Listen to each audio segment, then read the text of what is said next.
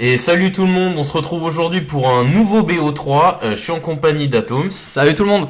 Donc on se retrouve pour un moderne, donc et le retour du moderne, enfin le retour ça va, ça fait pas trop longtemps. C'est le deuxième BO qu'on poste. Voilà, donc un nouveau BO3 donc qui m'oppose moi Gigi en tant que joueur rondin, avec un deck semi-optimisé, quand même correct. À quelques cartes près. Voilà, contre un Jund d'aggro, tout ce qu'il y a de plus classique, hein, vraiment le Jund que tout le monde connaît. Pas vraiment aggro, plus contrôle je dirais. Bah il s'en sert, après c'est aggro dans le sens où ça joue Tarmo machin. Jund good stuff, voilà, Jund good stuff c'est très bien. Donc tout de suite la game, donc c'est le BO, hein, c'est la première game pardon. Donc il commence avec une Inquisition de Kozilek. C'est ça. Donc il voit absolument ma main, donc ce que je vais jouer. Donc ça c'est une bonne main, hein. Ça ce que j'ai là c'est une main qui joue. Maintenant j'ai très peu de Ondin début de tour, donc vous voyez j'ai deux Master of Waves à 4, j'ai une fiole, donc je suis pas dans ma sortie la plus punchy. Bah franchement commencer avec deux coups à 4 en first main c'est vraiment assez ralentissant, franchement pour un jeu Ondin, sachant que l'on voit que t'as deux îles, donc si tu veux vraiment pouvoir y arriver, c'est de la pioche sur l'île, mais si tu pioches des îles, ça veut dire que tu auras moins d'ondins. Après, j'avais une bonne main parce que j'avais la fiole, donc deux îles, ça me suffisait. Bon, il a bien joué. Donc, je joue contre un joueur qui écume aussi les tournois, hein. Donc, voilà, j'ai eu le temps. Voilà. Moi, c'était mon premier tournoi, et lui, il écume pas mal, donc j'ai fait des misplays, mais c'est pas grave. En plus de ça, il s'est empressé de noter ta main pour bien après à chaque fois que tu joues un truc. Ouais, ça c'est classique, ça. Que bien, checker ta main. Ouais, ok, ça marche. Donc là, il arrive, il refait. Ah oui, alors je me souviens de cette game. Un deuxième Kozilek. Donc en fait, cette game, ça a été la game de la défausse. C'est-à-dire que le mec, il m'a complètement enlevé la main. Et quand tu joues aggro et qu'on t'enlève les cartes qui ont fait de ta main une main gardable, tu commences à te dire welp, ça part sur un décès. Voilà, donc en fait le mec il est parti en contrôle, c'est-à-dire qu'il me fait défausse, bolt, voilà, donc je me retrouve. C'est ça, en fait il t'empêche de jouer, c'est pour ça que je trouve que c'est plus un deck. Il l'a joué en aggro, en contrôle, mais en réalité c'est pas l'optique. Oui, bien sûr c'est pas l'optique, mais je pense que tu peux quoi. S'il met pas mal de défausse et de contrôle, ça peut quand même Après c'est un jeune, hein, tu mets les meilleures cartes des couleurs, mais. C'est exactement ça. Après il a touché aussi ces cartes-là. Normalement, il est plus en mode obscur confident, into Tarmo, into je te casse la bouche. C'est pas faux. Donc voilà. Donc là, il fetch. Donc là, je vous cache pas, je suis dans une situation. Je suis pas trop content. Il m'a enlevé deux Master of Waves. Enfin, c'est pas ça, mais c'est la même chose. Deux Master of Trident Pearl. Voilà. Donc of Pearl Trident. Donc là, je me retrouve avec mes deux lords que j'avais. Donc il y en a un que j'ai top decké. Voilà. Donc là, je suis vraiment au fond du gouffre. Il sait en plus que j'ai en main, donc il sait que j'attends les 4 landes pour Master of Waves, donc je suis vraiment pas bien. C'est ça. Donc là, il va jouer une Chandra, je crois que c'est une assez récente. Ouais. Donc si je me souviens bien de le premier la 2+1, donc le premier ça va faire qu'il va exiler la première carte, tiens il le fait. Donc la première carte du deck est infligée 2 blessures, le deuxième il a 2 mana et j'ai plus le reste. Ouais, mais qu'importe, c'est vraiment parfait pour me gérer. Donc là en fait il va vraiment me gérer au cas par cas. Donc là, moi, plus je vois ça, sachant que moi, voilà, je rappelle, c'était mon premier tournoi. On va pas le répéter 1000 fois comme on fait à chaque fois, mais voilà, c'était mon premier tournoi. Mais ce que je veux dire, c'est que du coup, j'ai fait des erreurs et surtout j'en ai fait, mais pas tant des erreurs de gameplay, mais surtout des erreurs d'appréciation de ce que je pouvais jouer, de ce que j'aurais dû jouer ou pas. Ce qui s'apparente à des misplays en soi, mais je veux dire c'était vraiment plus des erreurs de manière d'appréhender un match-up plutôt que des grossières erreurs. Comme c'était en plus sans le répéter trop, c'est ta première tournoi avec ton deck Ondin, donc voilà, sachant que mon tour pas mal sur la pioche aussi au passage. Voilà, bon là après dans le match-up ça va pas trop se ressentir, mais voilà, donc je préfère le préciser, je n'ai pas de Caverne des âmes. Donc bon là encore une fois ça va pas se ressentir voilà, ça va pas se ressentir.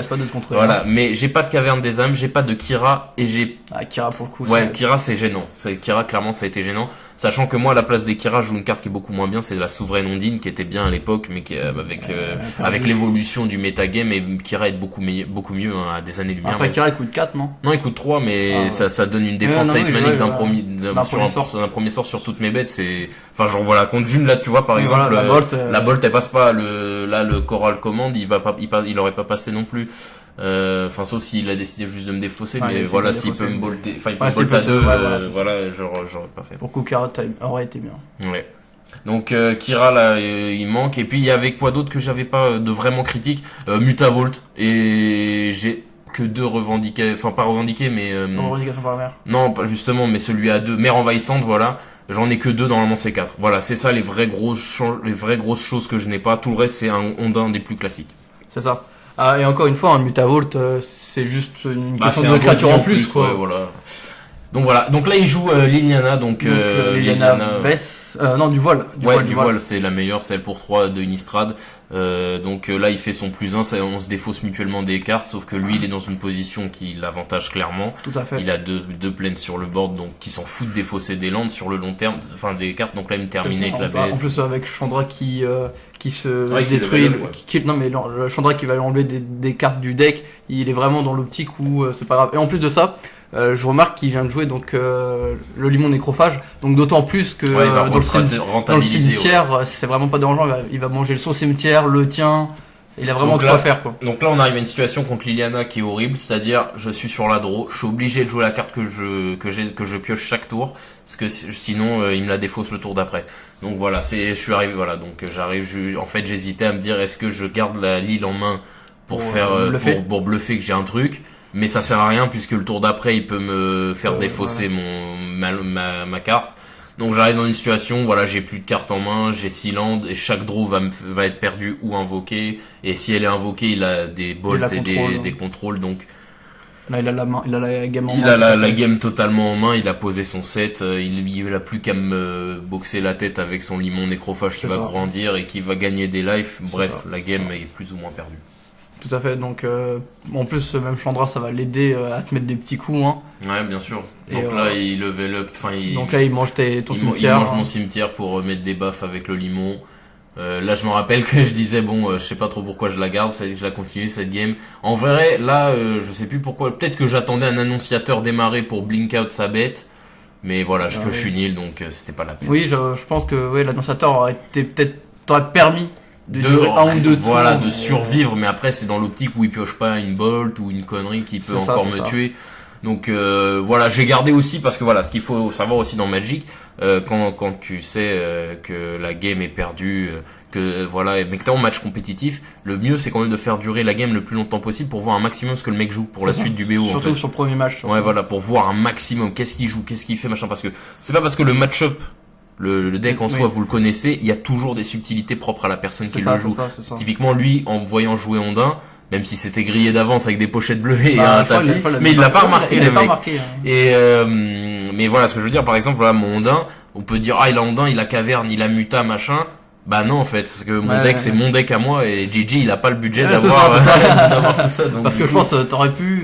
Voilà, donc par exemple je sais qu'il avait un Caverne, il a aussi dans son deck un Ghost Quarter je sais pas s'il le garde tout le long du BO, mais en tout cas il a un Ghost Quarter pour détruire des terrains non basiques, sauf que j'ai que des landes, j'ai que des îles, donc voilà. Donc voilà, c'est comme ça que se conclut donc sur une défaite la première manche de ce BO3. C'est ça. Donc on va se retrouver la semaine prochaine pour la suite des hostilités. Et puis Tom, t'as quelque chose à dire? Toujours. Oui. Que vous pouvez donc vous abonner à la chaîne, mettre un like, poser un commentaire, ça fait toujours plaisir. Hein. Ouais. Donc sur ce, on vous dit à la semaine prochaine. Salut tout le monde. Salut.